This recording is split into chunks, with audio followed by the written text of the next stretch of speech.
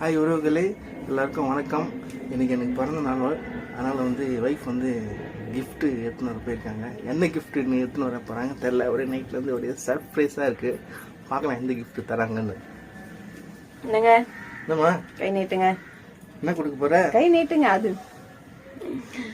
கண்ணை மூடுங்க. கண்ணை வர முடியுமா? ஆமாம், கண்ணை மூட்டிங்களா? கண்ணை முடியாச்சு. சூடு வைக்க போறியா? சூடு பிறந்த நாளாவது சூடு வைக்கணுமா உங்களுக்கு? அது வேற ஒரு நாள் வைக்கலாம். இல்லை சங்கிலி போட போறியா? ஆமாம், உங்களுக்கு சங்கிலி கட்டி இட்டுட்டு போகிறேன். பாருங்க, கண்ணை தரங்க. திறக்கலாமா? தரங்க. எப்படி இருக்கு? நல்லா இருக்கா?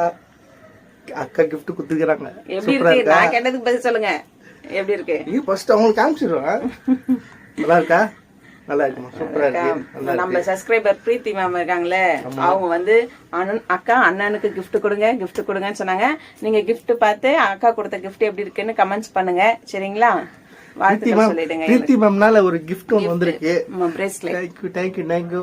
அதே மாதிரி என்ன வாழ்த்தின அனைத்து நல்லுறவுகளுக்கும் நன்றி நன்றி நன்றி. இதே மாதிரி சேனல் பிடிச்சிருந்தாக்கா சப்போர்ட் பண்ணுங்க, லைக் பண்ணுங்க, ஷேர் பண்ணுங்க, சப்ஸ்கிரைப் பண்ணுங்க. அனைவருக்கும் வணக்கம், நன்றி. பாய் மக்களே, உறவுகளே. ஹாய் ஃப்ரெண்ட்ஸ், என் கணவர் ரியாஸ்க்கு வருஷம் நாங்கள் பர்த்டே அன்னைக்கு அன்னதானம் கொடுப்போம். இந்த வருஷம் நோன்பு வந்ததுனால நோம்பாளிகளுக்கு பழமும் ஸ்நாக்ஸும் கொடுக்கலான்னு பிளான் போட்டோம்.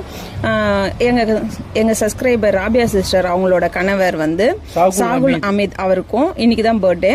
அதனால 2 பேர் சார்பாகவும் பள்ளிவாசலுக்கு ஸ்நாக்ஸும் பழமும் கொடுக்குறோம். நன்றி ஃப்ரெண்ட்ஸ்.